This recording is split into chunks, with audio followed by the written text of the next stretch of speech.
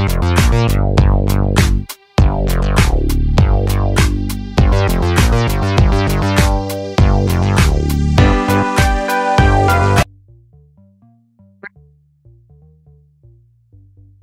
family, it is your boy Optimist Sniper. Bienvenue une fois de plus dans une nouvelle vidéo portant sur les acteurs du Forex. Ok, dans la leçon précédente, nous avons eu à parler de la structure du marché du Forex. Parlant de la structure du marché du Forex, nous avons eu à énumérer les différents acteurs du Forex. On a plagié ça, c'est-à-dire on a énuméré la structure proprement dite. Maintenant, ici, je vais vous parler spécifiquement des acteurs du Forex. On va entrer un peu dans plus de détails. Ça, c'est ce genre de cours où vous avez juste besoin d'une feuille et d'un papier pour pouvoir noter tout ce que je vais vous donner comme information et pour pouvoir être attentif et écouter attentivement ce que je vais vous donner comme information. C'est un de ces cours qui est très important pour vous parce que vous devez vous imprégner de la structure du marché, des acteurs du marché. Vous devez savoir face à qui vous tradez. Cela va vous permettre de savoir quelle position vous occupez dans le marché. Et ce cours va être un peu long parce que là, on va parler, c'est un peu biblique. Ça veut dire, quand je dis biblique, ça veut dire c'est un peu beaucoup d'écrits. Mais je suis là pour vous donner ça. Ok, maintenant que vous connaissez la structure globale du marché d'échange, approfondissons un peu pour savoir qui sont exactement ces personnes sur l'échelle du marché du Forex. Il est essentiel pour vous de comprendre la nature du marché d'échange au comptant, qui sont les principaux acteurs du marché d'échange. Ok, découvrons donc les principaux acteurs du marché d'échange, qui vont des grandes banques aux petits traders personnels depuis leur maison. Jusqu'à la fin des années 1990, là c'est l'étymologie que je vais vous donner, un peu l'historique. Jusqu'à la fin des années 1990, seules les grandes entités, les personnes ayant beaucoup d'argent, les grands hommes en fait, si on peut les appeler comme ça, les grandes entités pouvaient jouer à ce jeu, si on appelle ça un jeu. Mais j'aimerais vous préciser qu'il ne s'agit pas d'un jeu, d'accord? C'est pas un jeu, c'est pas du tout un jeu. Ok. Seuls ces participants pouvaient participer au marché du Forex. L'exigence initiale était que vous ne pouvez échanger que si vous avez environ 10 à 50 millions de dollars pour commencer dans le marché du Forex. Vous voyez que ce n'est pas évident que n'importe qui là, même si encore du chez nous ici en Afrique, si on veut parler du franc CFA, vous allez faire comment pour avoir seulement même 1 million de dollars? C'est beaucoup de milliards. Ok, allons maintenant à 10 millions, à 50 millions de dollars. Même en Europe maintenant, pour eux aussi, c'est pas facile d'avoir 10 millions, même seulement 1 million de dollars. Il y a des gens qui ne touchent même pas même 10 000 dollars avant de mourir dans leur vie. Donc vous voyez que c'était un marché qui n'était pas du tout accessible à tout le monde. Le Forex était à l'origine destiné à être utilisé par les banquiers ou les institutions financières, non par nous, les petits gens, les petits traders professionnels comme nous là. D'accord? Et vous qui commencez, vous êtes les traders débutants, vous n'êtes pas encore professionnels. D'accord? Ok. Cependant, en raison de, comme il y a l'évolution de la technologie, l'essor d'Internet, les courtiers du Forex en ligne sont désormais à mesure d'offrir des comptes de trading aux commerçants de détail, c'est-à-dire aux commerçants, aux retail traders comme nous. Quand je parle de commerçants de détail, je vous ai déjà dit, il s'agit des retail traders comme vous et moi.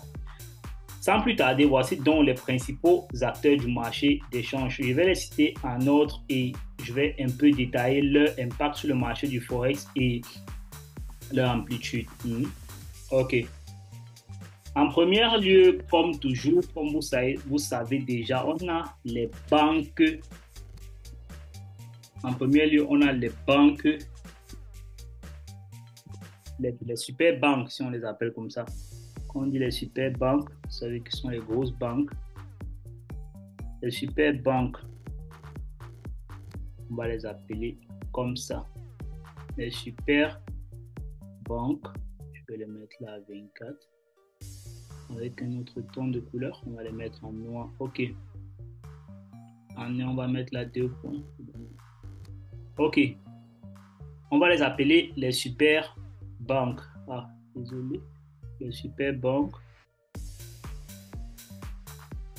Et je mets ça là, comme ça. Ça là. Ok. Les super banques. Entrons un peu dans le détail dans les super banques.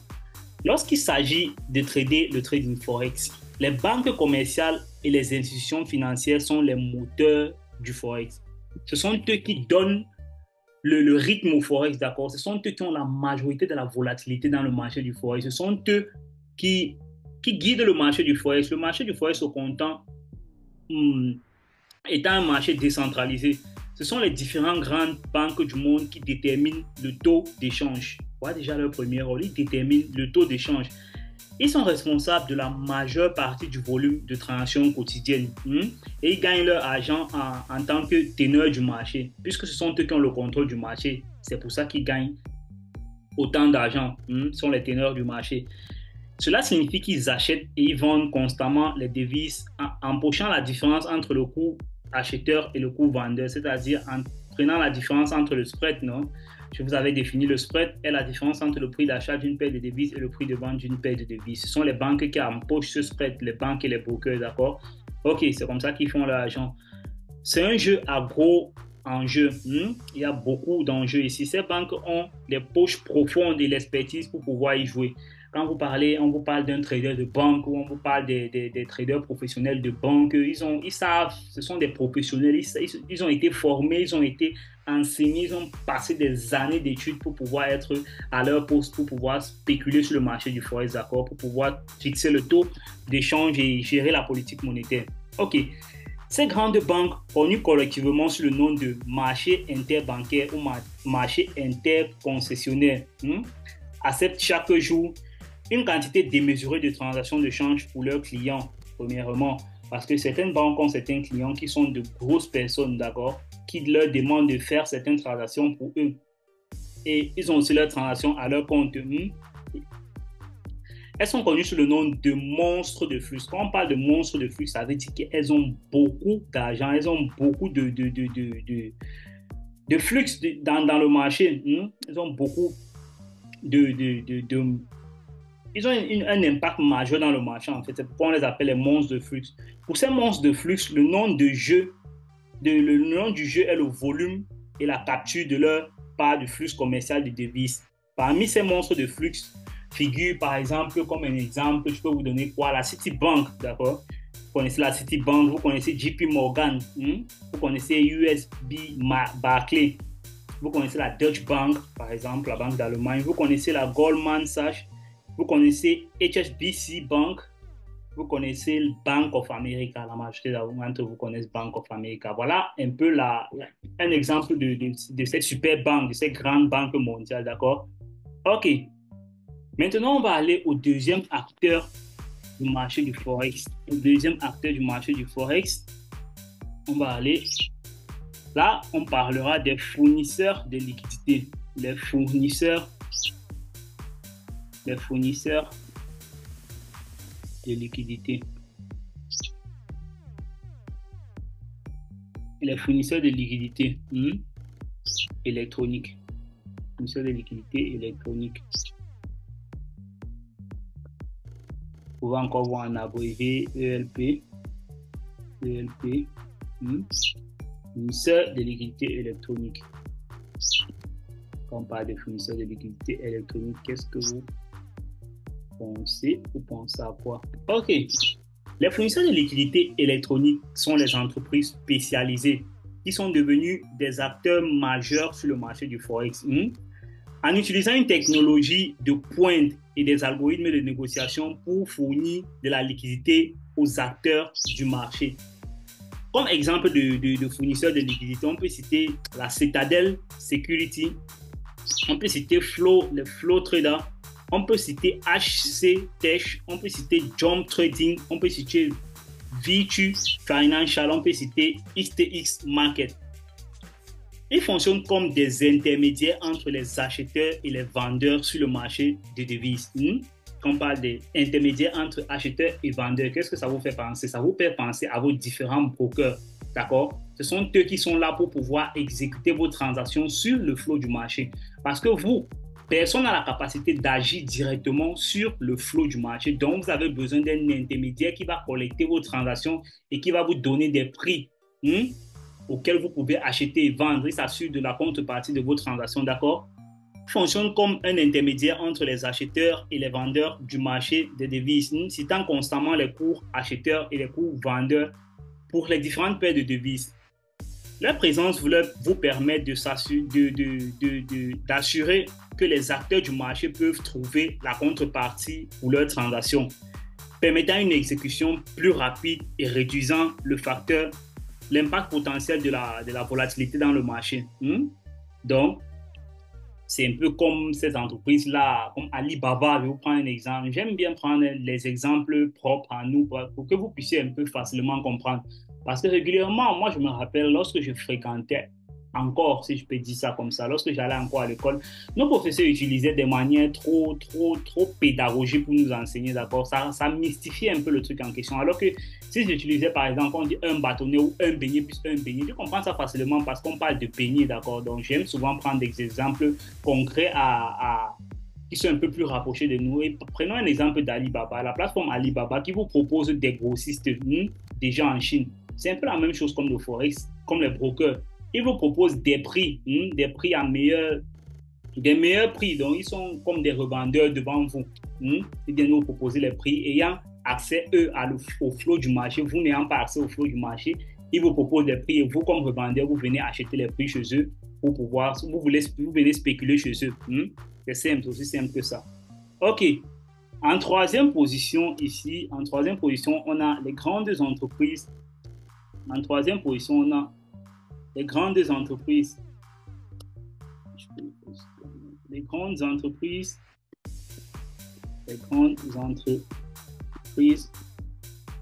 commerciales. Les grandes entreprises commerciales.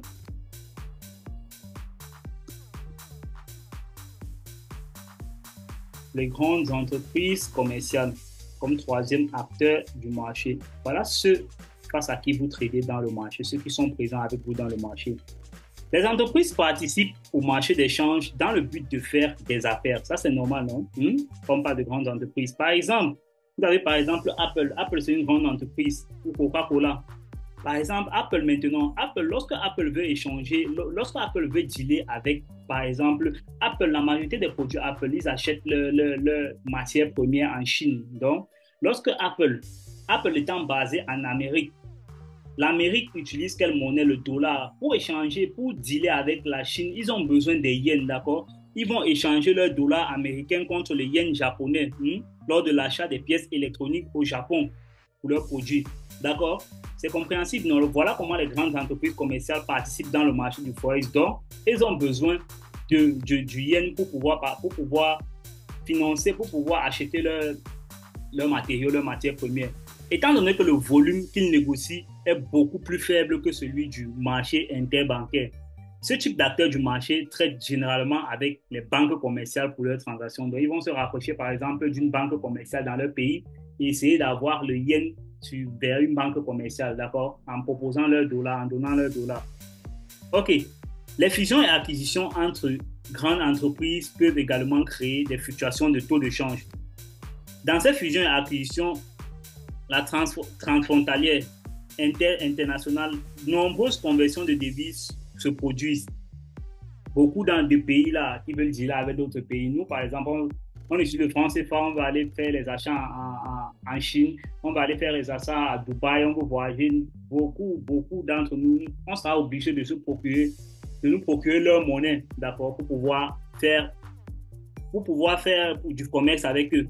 C'est ça qu'on appelle le commerce transfrontalier international. Il y a de nombreuses conversions de devises qui vont se produire, ce qui pourra faire varier les prix de certaines devises.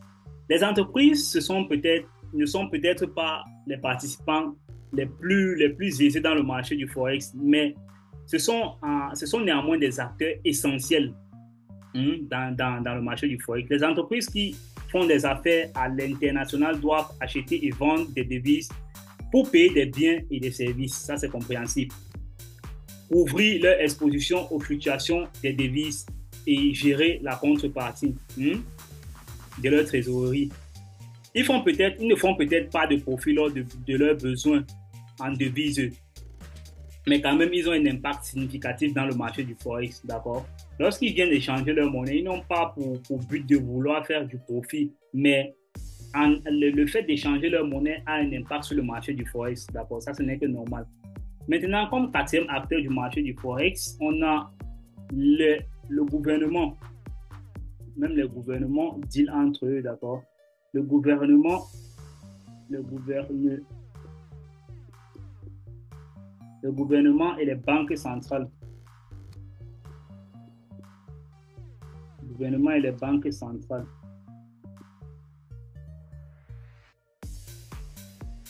Le gouvernement et les banques centrales.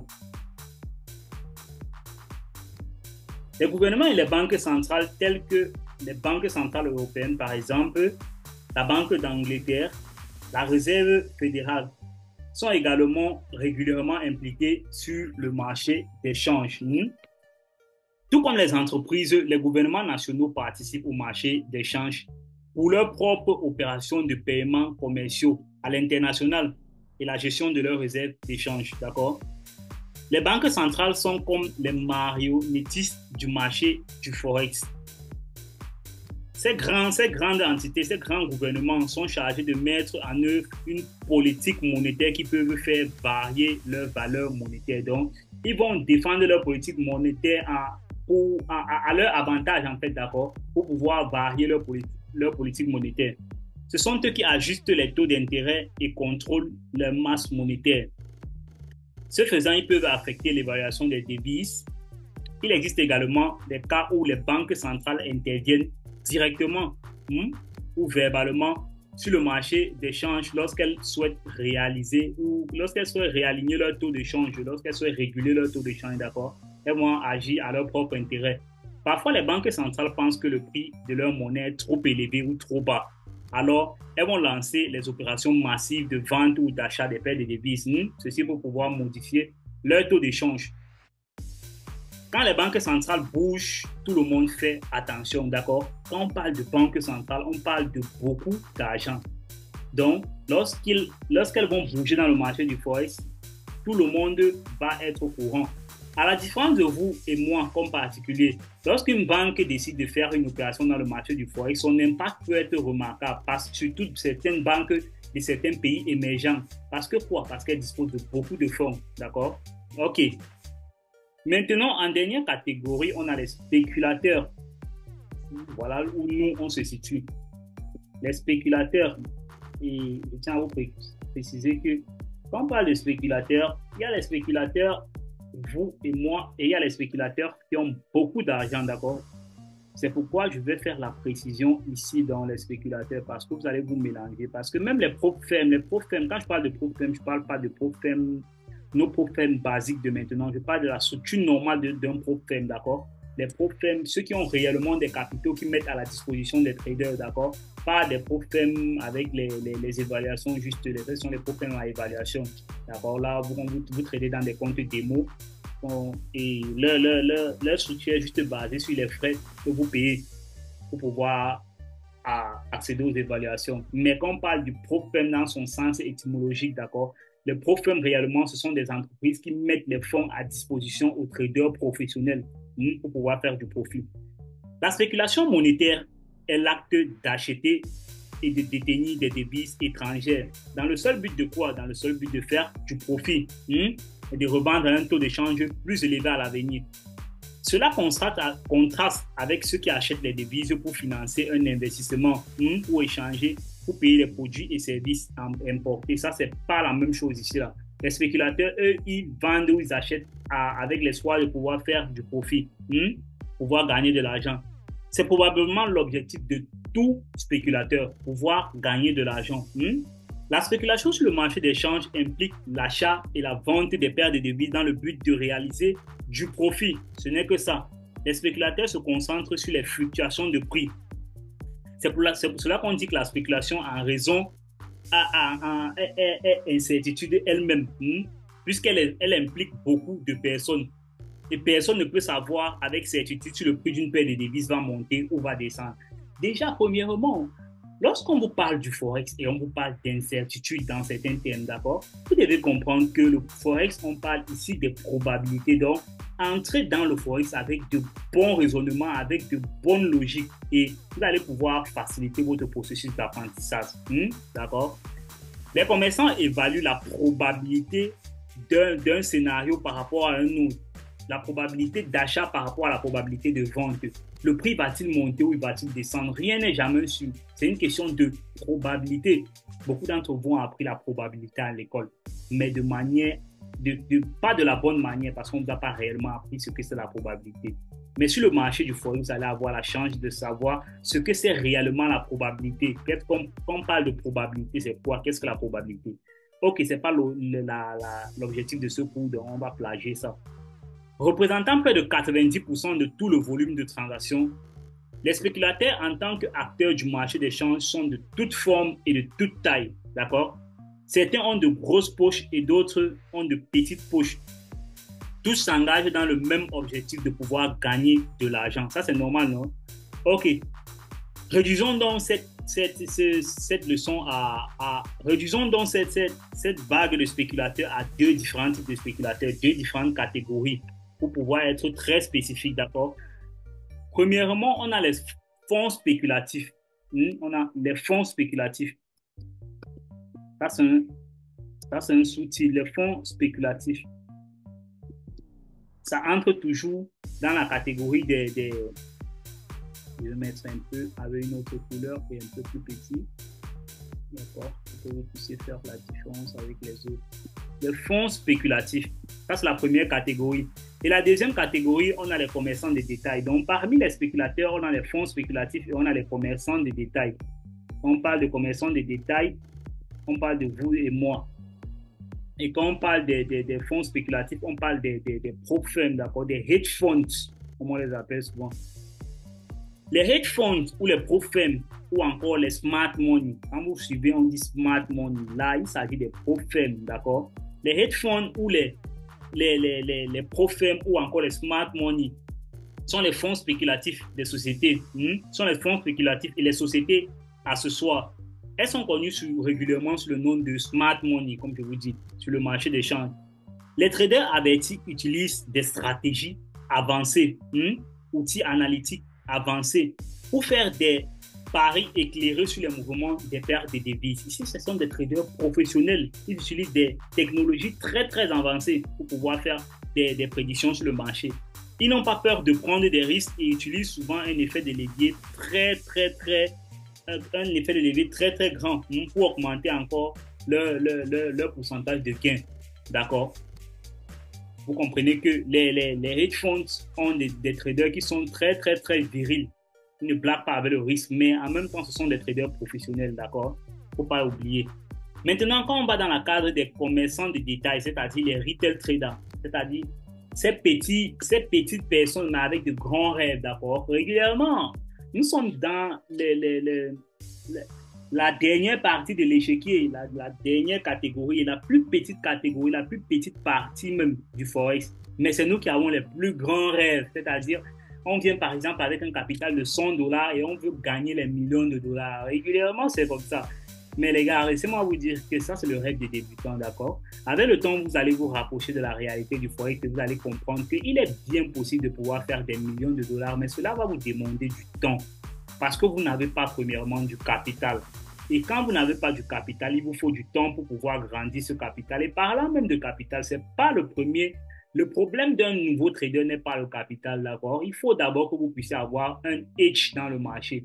Vous devez d'abord avoir une connaissance, un avantage bien déterminé. Et c'est ça qui va vous prendre régulièrement le temps pour pouvoir build cet avantage-là. Maintenant, une fois que vous aurez cet avantage, vous allez pouvoir travailler paisiblement et vous donner du temps pour pouvoir grandir votre capital. Et quand on parle même du capital, le capital n'est plus un problème en trading forex parce que si vous avez la connaissance, vous pouvez vous rapprocher vers l'un de ces hedge funds pour pouvoir proposer vos services, d'accord, et un track record, c'est-à-dire un record de toutes vos transactions, c'est-à-dire sur les 1 ou 2, 3 ans, en fonction de ce qu'on va vous demander. Si vous avez de bons pourcentages, ils vont vous prendre et vous allez utiliser votre connaissance pour faire de l'argent. OK. Enfin, nous allons parler des retail traders ici, c'est-à-dire les petits gagnants, vous et moi. Ce sont les traders individuels qui ne négocient des devises à partir, qui négocient des devises à partir de leur ordinateur personnel ou à partir de leur smartphone. D'autres ont des tablettes, n'importe où dans le monde entier. Ils n'ont peut-être pas les poches profondes ou les outils sophistiqués comme les grands acteurs du Forex, mais force est de croire que sur le marché d'échange, grâce à la prolifération des plateformes de trading en ligne et des ressources éducatives, tout le monde a le même avantage. Puisque quoi? Parce que chacun d'entre nous, on dispose des mêmes informations et à la même minute, lors de la publication, par exemple, des news sur Forex Factory, tout le monde a la même information à la même période. Et le flux du marché, il n'y a pas un flux du marché pour les retail traders et pour les traders professionnels, d'accord? Les prix sont exacts au même moment. Malgré que vous pouvez avoir une petite différence de prix par rapport à votre broker qui va aller prendre un certain prix et venir vous donner un autre prix. Ce n'est que la seule différence, mais toujours est-il dit que si vous participez à un marché, il faut être prêt à payer le risque, d'accord? C'est ça. Les commerçants de détail sont de toutes formes et de toutes tailles. Des amateurs aux professionnels, d'accord? Des amateurs aussi ou des traders occasionnels qui se donnent au trading forex juste pour du plaisir.